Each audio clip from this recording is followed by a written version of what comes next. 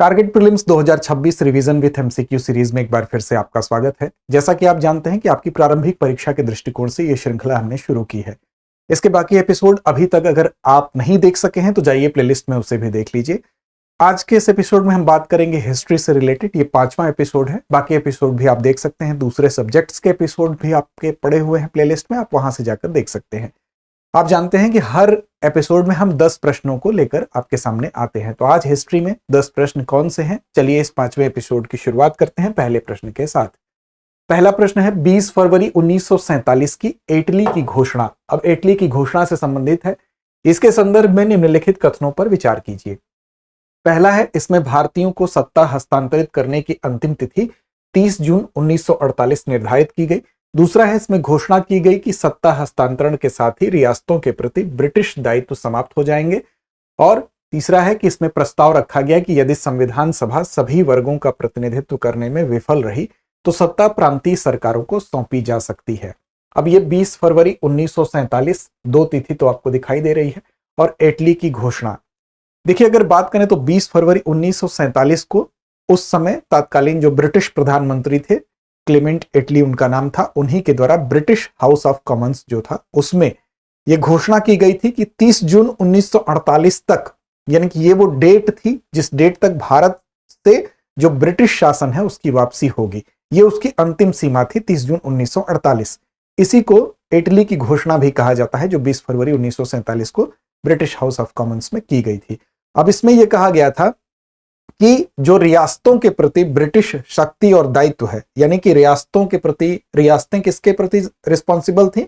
British शासन के प्रति। तो जब ये सत्ता हस्तांतरण हो जाएगा उसके बाद की स्थिति क्या होगी? तो जो रियासतें होंगी वो उन पर किसी भी उत्तरदायी जो सरकार बनेगी वो उसके अंतर्गत नहीं होंगी, बल्कि ये उन रियासतों के ऊपर छोड़ दिया जाएगा। ये अधिकार किसी उत्तरदायी सरकार को दिए जाने के बजाय कि प्रत्येक रियासत अपने भविष्य का निर्णय स्वयं करेगी। यानी कि वो भारत के साथ मिलना चाहती है, पाकिस्तान के साथ मिलना चाहती है, या वो स्वतंत्र रहना चाहती है। और साथ साथ अगर संविधान सभा पूरे भारत का प्रतिनिधित्व नहीं कर पा रही है तो ऐसी दशा में क्या होगा? जो ब्रिटेन है वो सत्ता या तो केंद्र सरकार को सौंप सकता है, और या तो वो क्या कर सकता है, वो या तो अलग अलग प्रांतीय सरकारों को सत्ता सौंप सकता है। यही आगे चलकर क्या बना? पार्टीशन को मजबूत करने का एक आधार बना। तो ये तीनों बातें इसमें सम्मिलित हैं। अब देखिए, पहला कथन क्या था? इसमें भारतीयों को सत्ता हस्तांतरित करने की अंतिम तिथि 30 जून 1948 निर्धारित की गई। बिल्कुल निर्धारित की गई। इसके बाद इसमें घोषणा की गई कि सत्ता हस्तांतरण के साथ ही रियासतों के प्रति ब्रिटिश दायित्व समाप्त हो जाएंगे, बिल्कुल समाप्त हो जाएंगे। और साथ साथ यह भी कहा गया कि वो रियासतें स्वतंत्र होंगी कि वो जिसके साथ जाना चाहती हैं, स्वतंत्र रहना चाहती हैं या भारत या पाकिस्तान के साथ जाना चाहती हैं। तो दूसरा भी कथन सही है। इसके अलावा तीसरा कथन किसमें प्रस्ताव रखा गया कि यदि संविधान सभा सभी वर्गों का प्रतिनिधित्व करने में विफल रही तो सत्ता प्रांतीय सरकारों को सौंपी जा सकती है। बिल्कुल ये एक पॉसिबिलिटी थी कि केंद्र को भी सौंप सकती है, वो प्रांत को भी सौंप सकती है, और यही बात आगे चलकर विभाजन का भी एक आधार बनती है। तो ये तीनों ही कथन आपके सही हैं। तो यहां पर विकल्प आपका सी सही हो जाएगा। अब देखिए, व्याख्या में यही बात कही गई है, तो आप इसका स्क्रीनशॉट ले सकते हैं इत्मीनान से 2 सेकंड के लिए। ठीक है, ये बात आपको बताई गई है।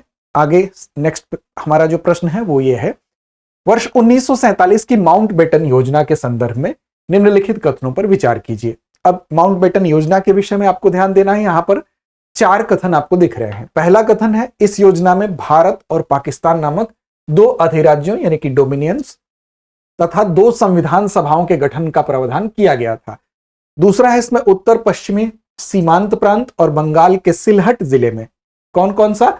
उत्तर पश्चिमी सीमांत प्रांत और बंगाल के सिलहट जिले में जनमत संग्रह कराने की सिफारिश की गई थी। तीसरा है, इसमें पंजाब और बंगाल के विधानमंडलों को अपने अपने प्रांतों के विभाजन पर मतदान करने की अनुमति दी गई। और चौथा है, इसमें देशी रियासतों को भारत और पाकिस्तान से अलग पूर्ण रूप से स्वतंत्र और संप्रभु राज्य का दर्जा प्रदान किया गया। अब देखिए, 1947 की जो माउंटबेटन योजना है उसके विषय में जब हम विचार करते हैं तो 3 जून 1947 को ये माउंटबेटन योजना जो है, अंतिम वायसराय थे लॉर्ड माउंटबेटन, उन्हीं के नाम पर, उनके द्वारा जो घोषणा की गई उसको माउंटबेटन योजना के नाम से जानते हैं। और इसी योजना में इंडियन इंडिपेंडेंट एक्ट जो था 1947 वो बना था। भारत पाक सत्ता हस्तांतरण की अंतिम रूपरेखा के तौर पर भी इसको देखा जा सकता है।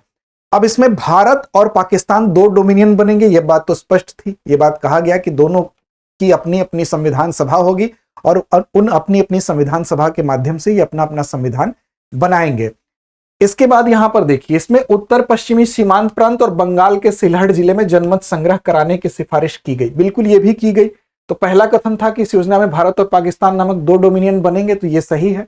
दूसरा कि इसमें उत्तर और पश्चिमी सीमांत प्रांत और बंगाल के सिलहट जिले में जनमत संग्रह कराने की सिफारिश, तो बिल्कुल हाँ, सिफारिश की गई थी। और यह कहा गया था कि भारत या पाक जिसमें भी वो मिलना चाहते हैं उसके लिए वहां पर जनमत संग्रह करा लिया गया, वहां के लोगों की राय जानने के लिए।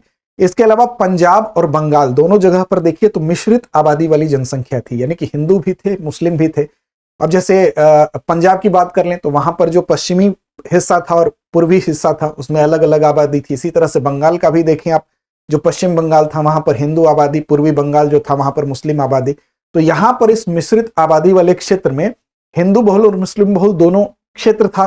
तो ऐसी दशा में यहां पर क्या किया गया, इसमें पंजाब और बंगाल के विधानमंडल को अपने अपने प्रांत में जो मतदान है उसमें पृथक निर्वाचन की यहां पर व्यवस्था दी गई थी, यानी कि वो अपने अपने क्षेत्र में यहां पर मतदान कर सकते थे। फिर अगली बात यहां पर कही गई है कि जो देशी रियासतें थी वहां पर स्वतंत्रता की संभावना को खारिज करने की बात यहां पर कही जा रही है, यानी कि देशी रियासतें स्वतंत्र नहीं रह सकती थी, बल्कि देशी रियासतों को क्या कहा गया, या तो आप भारत में मिलिए या तो आप पाकिस्तान में मिलिए, किसी भी एक में मिलिए। तो इस तरह से चौथा वाला आपका सही नहीं, तीसरा तो सही है। इसमें देशी रियासतों को भारत और पाकिस्तान से अलग पूर्ण रूप से स्वतंत्र और संप्रभु राज्य का दर्जा प्रदान किया गया, ये वाला कथन यहां पर सही नहीं है। तो इस तरह से क्या होगा, दूसरा का आपका पहला, दूसरा और तीसरा सही है, यानी कि विकल्प आपका कौन सा सही हो जाएगा, तो विकल्प आपका बी सही हो जाएगा। अब देखिए यही चीज यहां पर व्याख्या में आपको बताई गई है, आप स्क्रीनशॉट इसका आराम से ले सकते हैं। ठीक है, आगे बढ़ें। चलिए अगला प्रश्न है, भारतीय स्वतंत्रता अधिनियम 1947, इसके संदर्भ में निम्नलिखित कथनों पर विचार कीजिए। पहला कथन है, प्रत्येक अधिराज्य का अपना गवर्नर जनरल होगा जो अधिनियम के कार्यान्वयन के लिए उत्तरदायी होगा। और दूसरा, नए संविधान के निर्माण तक भारत शासन अधिनियम 1935 अस्थायी रूप से संवैधानिक ढांचे के रूप में लागू रहेगा। ये दो बातें आपको निकल के आ रही हैं भारतीय स्वतंत्रता अधिनियम से के संबंध में। अब इसमें बताना है कि कौन सा या कौन से कथन आपके सही है या हैं। अब देखिए यहां पर अगर देखें तो भारतीय स्वतंत्रता अधिनियम जो 1947 है, 5 जुलाई 1947 को यह पारित किया गया था और 18 जुलाई को इसको शाही जो है स्वीकृति भी मिली थी। अब माउंटबेटन योजना पर ही आधारित था। जो माउंटबेटन की योजना आई थी, भारत में ब्रिटिश शासन के औपचारिक अंत के प्रतीक के रूप में इसको देखा जाता है।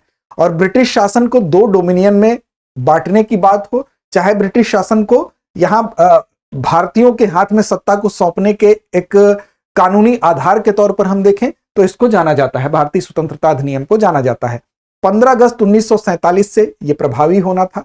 और इसमें क्या था कि भारत और पाकिस्तान दोनों जगह अगर देखें तो दोनों डोमिनियन में क्या होना था कि एक गवर्नर जनरल होगा और उसी गवर्नर जनरल के अधीन इस अधिनियम का क्या होगा, क्रियान्वयन कराया जाएगा। यानी कि ये जो गवर्नर जनरल होगा दोनों जगहों पर, वो इस अधिनियम के अधीन क्या करेगा, भारत और पाक में जो सत्ता का हस्तांतरण हो रहा था उसमें इस एक्ट के क्रियान्वयन के लिए वो जिम्मेदार होगा। यानी कि जो और यह भी कहा गया था कि जो ब्रिटिश शासन है, ब्रिटिश शासन जो है वो सत्ता के हस्तांतरण की देखरेख की जिम्मेदारी किसको दे रहा है, इस दोनों ही डोमिनियन में जो गवर्नर जनरल बनेंगे। तो प्रत्येक अधिराज्य का अपना गवर्नर जनरल होगा जो अधिनियम के कार्यान्वयन के लिए उत्तरदायी होगा, यह बिल्कुल सही है।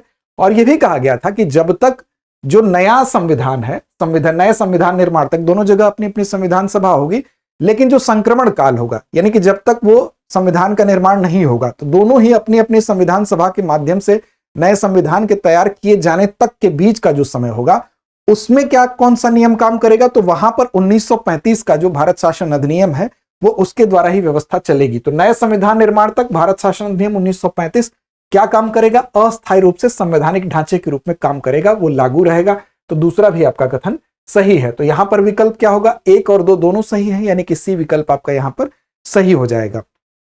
चलिए इसको आप स्क्रीनशॉट ले सकते हैं, यही बात यहां पर बताई गई है विस्तार से।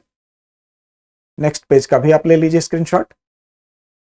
चलिए अगला प्रश्न है, वर्ष 1945 में आजाद हिंद फौज से संबंधित इस पर आजाद हिंद फौज पर जो मुकदमा है उसके संदर्भ में यहां पर कुछ कथन दिए गए हैं। पहला है, ब्रिटिश अधिकारियों ने नवंबर 1945 में दिल्ली के लाल किले में आईएनए अधिकारियों पर पहला सार्वजनिक मुकदमा चलाया।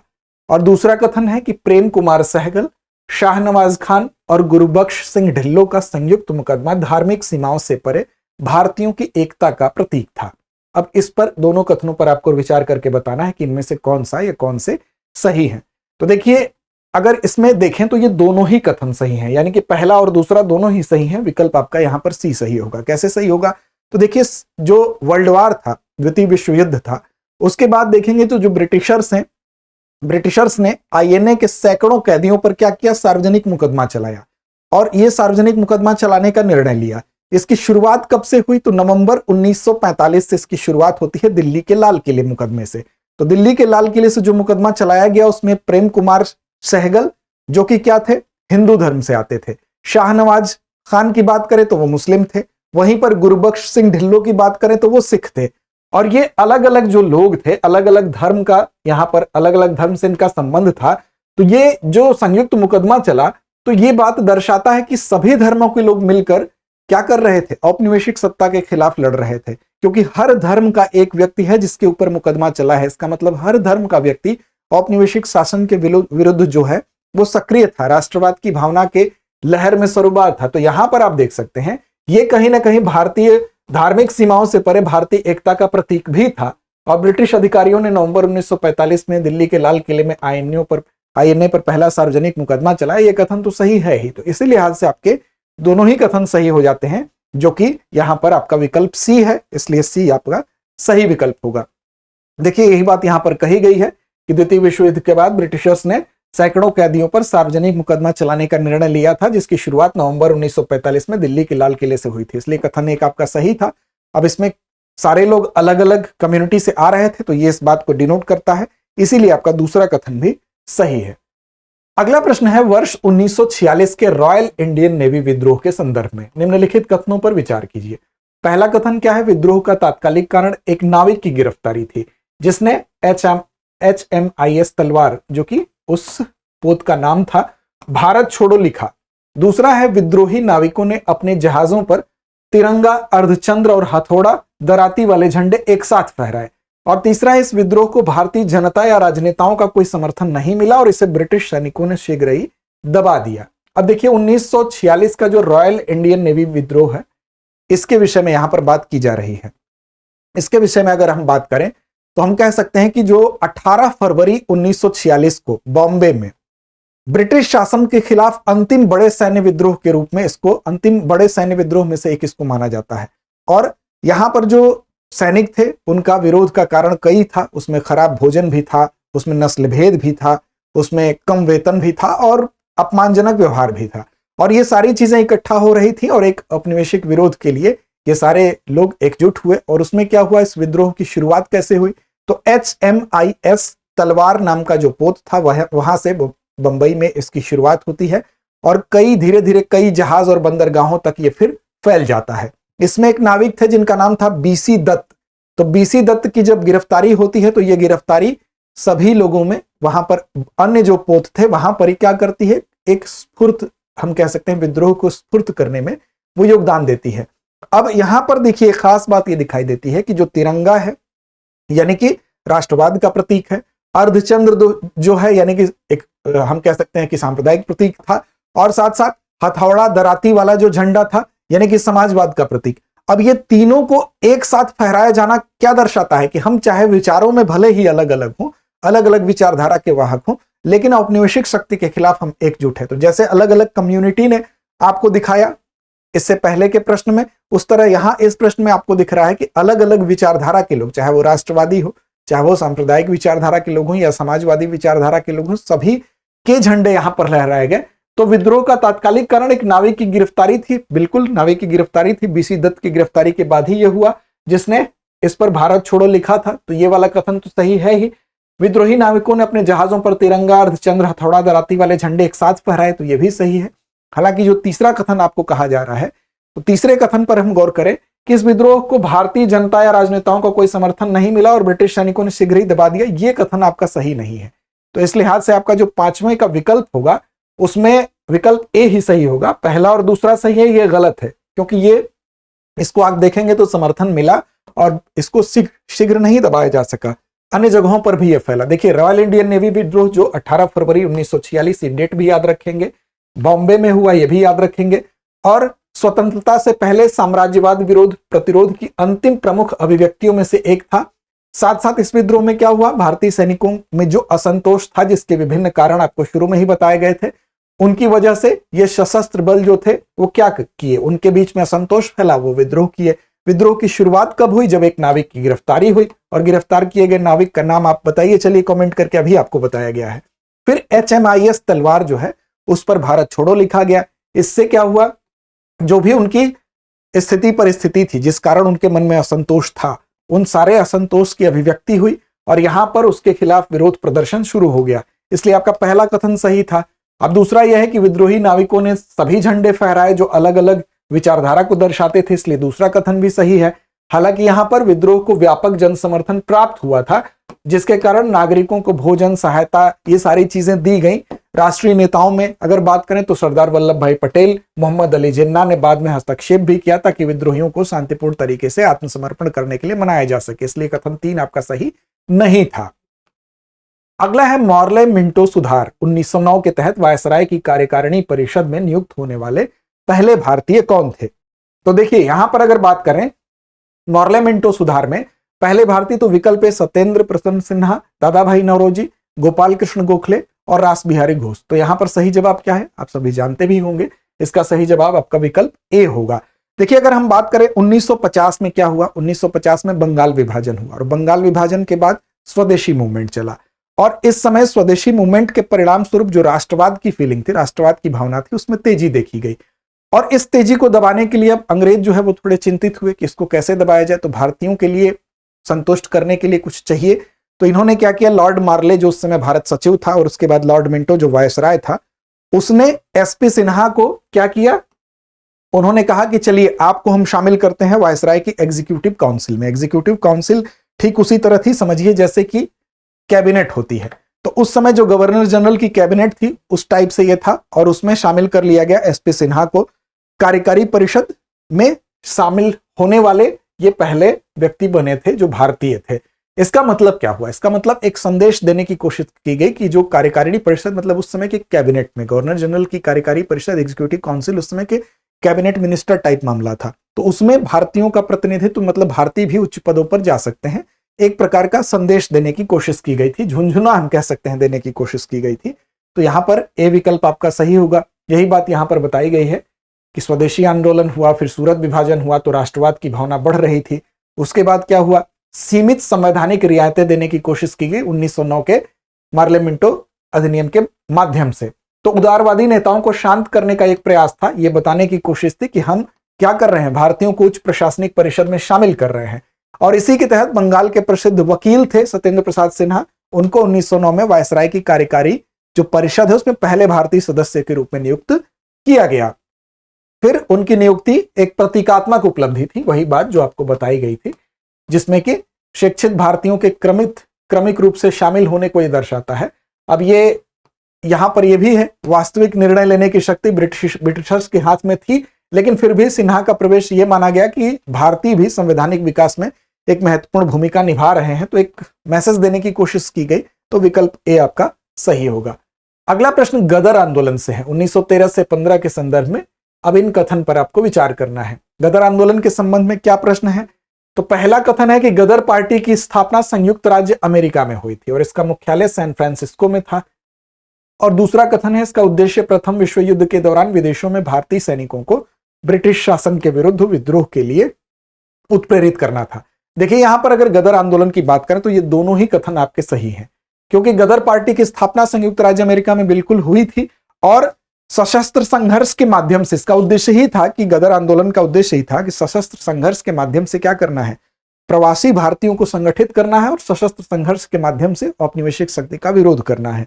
तो इसमें यह शुरुआती संगठित क्रांतिकारी प्रयासों में एक था और उत्तरी अमेरिका में बसे जो प्रवासी लोग थे वो बेसिकली उन्होंने ही गदर पार्टी की स्थापना 1913 में सैन फ्रांसिस्को में की थी। और यूएसए, कनाडा और साथ साथ एशिया में जो क्रांतिकारी गतिविधियां हैं उनकी गतिविधियों के मुख्यालय के तौर पर यह काम करता था। और बेसिकली इसका उद्देश्य यही था कि फर्स्ट वर्ल्ड वॉर में जो ब्रिटिशर्स थोड़े कमजोर हुए हैं तो युद्ध काल में ब्रिटिश कमजोरी का लाभ उठाया जाए, और इन क्रांतिकारी गतिविधियों के माध्यम से वो इसके जो भी लीडर थे, चाहे लाला हरदयाल हो, सोहन सिंह भाखना हो या करतार सिंह सराभा हो, इन सभी लोगों ने ये कहा कि सशस्त्र विद्रोह करके क्रांतिकारी एक मूवमेंट चला के अभी ब्रिटिशर्स कमजोर हैं, इस परिस्थिति का लाभ उठाया जा सकता है और उन्हें हम क्या कर सकते हैं, औपनिवेशिक शासन से मुक्त हो सकते हैं। तो गदर पार्टी की स्थापना संयुक्त राज्य अमेरिका में हुई थी, सैन फ्रांसिस्को में हुई थी, और इसका उद्देश्य क्या था, प्रथम विश्व युद्ध के दौरान विदेशों में जो भारतीय रह रहे थे वो उन सैनिकों को ब्रिटिश शासन के विरुद्ध विद्रोह के लिए उत्प्रेरित करना था। तो दोनों ही कथन आपके सही हैं, इस लिहाज से विकल्प आपका कौन सा होगा, विकल्प आपका सी सही होगा। इसको आप यहां से स्क्रीनशॉट ले सकते हैं, इसकी व्याख्या यहां पर इसी बात को बताया गया है, इसकी भी आप ले सकते हैं स्क्रीनशॉट दोनों पेजेस की। चलिए अगला प्रश्न हमारा है, स्वदेशी और बहिष्कार आंदोलन के संदर्भ में निम्नलिखित कथनों पर विचार कीजिए। स्वदेशी मूवमेंट 1907, आपको पता है स्वदेशी मूवमेंट बंगाल विभाजन के बाद शुरुआत हुई थी। यह आंदोलन बंगाल विभाजन के विरोध में प्रारंभ हुआ, पहला कथन ही देखिए ये आ गया, तो सही भी है। अगस्त 1905 में कलकत्ता के टाउन हॉल में एक सार्वजनिक बैठक में इसकी औपचारिक घोषणा की गई, और फिर है कि यह आंदोलन केवल बंगाल तक सीमित रहा और अन्य प्रांतों तक विस्तृत नहीं हुआ। अब देखिए, आप जानते हैं कि बंगाल विभाजन जब हुआ तो बंगाल विभाजन का विरोध हुआ।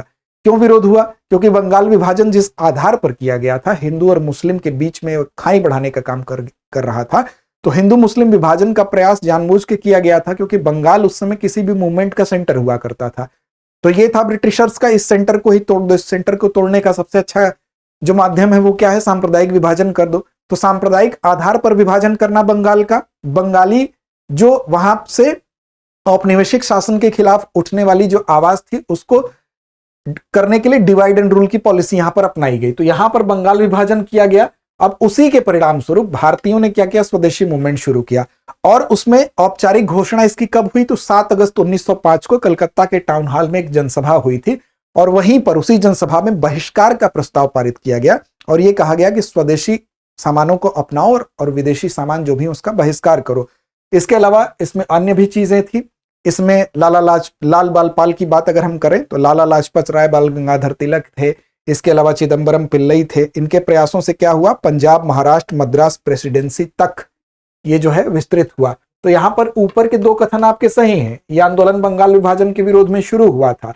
अगस्त 1905 में कलकत्ता टाउन हॉल में सार्वजनिक बैठक में औपचारिक घोषणा भी की गई थी, लेकिन केवल बंगाल तक सीमित नहीं रहा था, बल्कि अन्य प्रांतों तक भी विस्तृत हुआ था, जो आपको बताया गया कि पंजाब, महाराष्ट्र और मद्रास प्रेसिडेंसी में भी ये फैला था। तो यहां पर कौन सा कथन सही हो जाएगा, आपका विकल्प ए सही हो जाएगा, यानी कि पहला और दूसरा।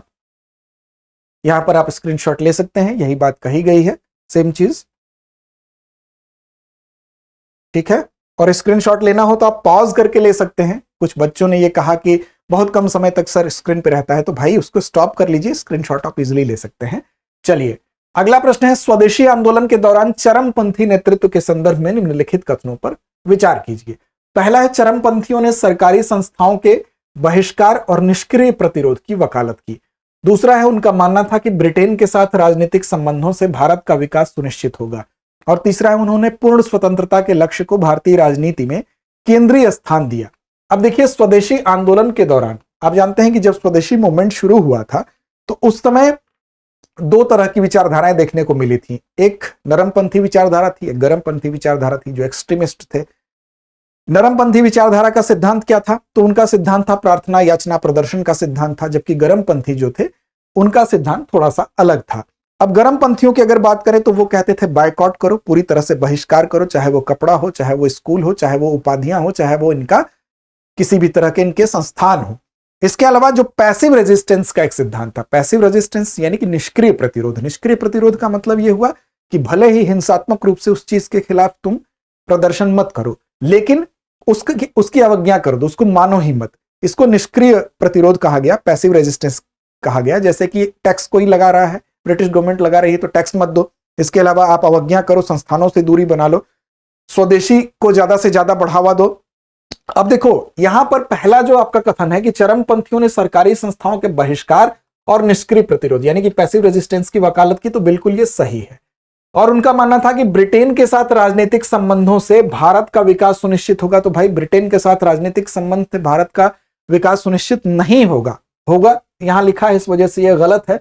और उन्होंने पूर्ण स्वतंत्रता के लक्ष्य को भारतीय राजनीति के केंद्र में स्थान दिया, तो यह भी आपका सही कथन होगा। राष्ट्रीय आंदोलन को केंद्र में रखा इन्होंने और कहा कि हाँ भाई हम पूर्ण स्वतंत्रता के पक्षधर हैं। तो 9वां का आपका क्या सही हो जाएगा? पहला और तीसरा सही होगा, आपका दूसरा कथन इस लिहाज से गलत हो जाएगा। ठीक है, देखिए यही बात यहां पर कही गई है, स्वदेशी या उग्र विचारधारा या चरमपंथी विचारधारा या गरम दल, ये तीनों ही कहा जाता है। बंगाल में राजनारायण बोस हो गए, उसके बाद अश्वनी कुमार दत्त हो गए, अरविंद घोष हो गए, विपिन चंद्र पाल हो गए। महाराष्ट्र में इसी तरह से विष्णु शास्त्री चिपलूकर हो गए, बाल गंगाधर तिलक हो गए। पंजाब में लाला लाजपत राय हो गए। ये लोग क्या था? भारतीय राष्ट्रवाद के एक विशेष चरण के निर्माता थे, और वो विशेष चरण क्या था? तो यही उग्रवादी, चरमपंथी या गरम दल था। अब इन्होंने क्या किया? संवैधानिक याचिका, जो कि नरम दल का सिद्धांत था, उसको यानी कि प्रार्थना याचना प्रदर्शन, जो शुरू में ही मैंने बताया 3P का सिद्धांत, उसके ये विरोधी थे। इनका ये था कि ये कहते थे कि भाई ऐसे काम नहीं चलेगा, हमको क्या करना होगा? हमको राजनीतिक संघर्ष के साधन के रूप में बहिष्कार करना होगा पूरी तरह से। पैसिव रेजिस्टेंस जो है उसको अपनाना पड़ेगा, ताकि हम क्या कर सकें, चाहे सरकारी संस्थान हो, संस्थान से ही इस्तीफा दो, हट जाओ। न्यायालय है तो न्यायालय का बहिष्कार करो, स्कूल है स्कूल का बहिष्कार करो। साथ ही साथ भारतीय जो नियंत्रण हो ऐसी जगहों पर, उस चीज का स्वदेशी विकल्प निकालो, यानी स्वदेशी स्कूल बनाओ, स्वदेशी तुम फैक्ट्रियां लगाओ। ये सारी चीजें शुरू हुई इनके प्रयासों से, इसलिए आपका पहला कथन सही था। दूसरा है कि इस धारणा को पूरी तरह से खारिज कर दिया गया कि ब्रिटेन के साथ संबंध भारत की प्रगति ला सकते हैं। ब्रिटेन के साथ संबंध से भारत की कहीं से भी प्रगति नहीं हो सकती है, ऐसा मानना था इस दल का, यानी कि गरम दल का। इसलिए कथन 2 आपका सही नहीं है, जिसमें लिखा था कि ब्रिटेन के साथ संबंध होने पर ऐसा होगा। फिर स्वराज या पूर्ण स्वशासन को राष्ट्रीय आंदोलन के केंद्र में रखा गया, ये बात बिल्कुल सही है। स्वराज हमारा जन्मसिद्ध अधिकार है, यह कथन ही था। तो सुधारों की उदारवादी मांगों से राजनीतिक स्वतंत्रता की तरफ बढ़ना इनका लक्ष्य था, तो इसलिए आपका कथन 3 सही है। अगला प्रश्न है आपका, निम्नलिखित युग्मों पर विचार कीजिए। अरविंद घोष, बंगाल नेशनल कॉलेज के principal. Satish Chandra Mukherjee, Bengal chemical factory के संस्थापक। इसके बाद लिखा है प्रफुल्ल चंद्र राय, राष्ट्रीय शिक्षा को बढ़ावा देने वाली डॉन सोसाइटी के संस्थापक। और फिर है वीओ चिदम्बरम पिल्लई। अब इसमें से देखिए, अरविंद घोष की अगर बात की जाए, सबसे पहला जो नाम है उसमें बंगाल नेशनल कॉलेज के प्रथम प्रधानाचार्य थे अरविंद घोष। तो इस तरह से राष्ट्रीय शिक्षा और देशभक्ति को कैसे विकसित किया जाए, तो इसके लिए वो क्या किए, बंगाल में राष्ट्रीय शिक्षा को बढ़ावा देने वाली, यहां पर कौन सा मिलान है, तो ये पहला मिलान ही सही, मिलान ही तो बताना है कि कितने सही सुमेलित हैं। तो देखिए अरविंद घोष वाला जो आपका कॉलम है, बंगाल नेशनल कॉलेज के प्रिंसिपल, तो बिल्कुल हाँ प्रिंसिपल थे, ये वाला आपका सही है। दूसरा है सतीश चंद्र मुखर्जी। सतीश चंद्र मुखर्जी के सामने लिखा है बंगाल केमिकल फैक्ट्री के संस्थापक। देखिए सतीश चंद्र मुखर्जी बंगाल केमिकल फैक्ट्री के संस्थापक नहीं थे, यह गलत है। अब सवाल उठता है कौन थे? सतीश चंद्र मुखर्जी का संबंध किससे था? तो डॉन सोसाइटी, जो कि राष्ट्रीय शिक्षा से संबंधित थी, उससे संबंध था। तो डॉन सोसाइटी जबकि यहां पर दिया है प्रफुल्ल चंद्र राय के सामने, तो सतीश चंद्र मुखर्जी जो है बेसिकली राष्ट्रीय शिक्षा को बढ़ावा देने वाली डॉन सोसाइटी से संबद्ध थे, और प्रफुल्ल चंद्र राय जो है वो बंगाल केमिकल फैक्ट्री के संस्थापक थे। तो ये दोनों सुमेल ऐसा रहता तो सही होता, इसीलिए ये दोनों गलत हो जा रहा है। फिर वीओ चिदम्बरम पिल्लई की बात करें तो स्वदेशी स्टीम नेविगेशन कंपनी तूतीकोरिन में इन्होंने स्थापित की थी। तो इसमें 2 विकल्प आपके सही हैं, तो विकल्प आपका बी सही हो जाएगा, यानी कि केवल 2 इसमें से सही है, पहला वाला और आखिरी वाला। तो अगर वीओ चिदम्बरम पिल्लई की बात करें तो तूतीकोरिन में इन्होंने स्वदेशी स्टीम नेविगेशन के एक ब्रिटिश शिपिंग एकाधिकार को चुनौती देने के लिए इसकी स्थापना की थी। ठीक है, तो इस तरह से आपके ये दोनों सुमेलित तब होते जब सतीश चंद्र मुखर्जी के साथ दिया होता राष्ट्रीय शिक्षा को बढ़ावा देने वाली डॉन सोसाइटी के संस्थापक, और प्रफुल्ल चंद्र राय के साथ दिया होता बंगाल केमिकल फैक्ट्री के संस्थापक। तो इसलिए यहां पर केवल 2 यानी बी विकल्प आपका सही है। यही यहां पर आपको दिया गया है, व्याख्या में भी आप देख सकते हैं, स्क्रीनशॉट इसका ले सकते हैं। अगले पेज का भी स्क्रीनशॉट आप ले सकते हैं। चलिए आगे बढ़ेंगे, उससे पहले आपके लिए एक जरूरी सूचना। अगर आप यूपीएससी की तैयारी कर रहे हैं, कम समय में बेहतर तैयारी चाहते हैं, तो हमारे पास एक बेहतरीन कोर्स है। इस कोर्स का नाम है GS studio foundation live online course. इस कोर्स के माध्यम से आप क्या कर सकते हैं, तो 14 महीने में जीएस की अपनी तैयारी कर सकते हैं, प्रीलिम्स और मेंस दोनों की संपूर्ण रूप से। इस कोर्स की खास बात यह है कि यह हिंदी में भी उपलब्ध है, इंग्लिश में भी उपलब्ध है और इंग्लिश में भी उपलब्ध है। साथ ही इस कोर्स में आपको 18 टेस्ट भी देने को मिलते हैं, जिसके माध्यम से अपनी तैयारी को आप लगातार जांच परख सकते हैं, बेहतर कर सकते हैं। इसके अलावा इस कोर्स में और खास बात क्या है, तो 2 साल के करंट अफेयर्स को कवर किया जाता है, वीडियोस के माध्यम से भी, साथ साथ प्रिंटेड मटेरियल के माध्यम से भी। इसके अलावा इस कोर्स की कीमत भी अगर देखें तो 34,999 है, जिसमें कि अतिरिक्त डिस्काउंट का लाभ आपको मिलता है अगर आप AMITABH अमिताभ कूपन कोड का इस्तेमाल करते हैं। इस कूपन कोड का इस्तेमाल आपको कैसे करना है, तो आप सीधे सीधे दृष्टि लर्निंग ऐप को डाउनलोड कर लीजिए, वहां से इस कोर्स तक पहुंचिए, जीएस स्टूडियो फाउंडेशन कोर्स तक। साथ साथ इस कोर्स के सारे फीचर्स को देखिए। अगर आपको लगता है कि आपके लिए उपयोगी है तो बाय के ऑप्शन पर जाइए।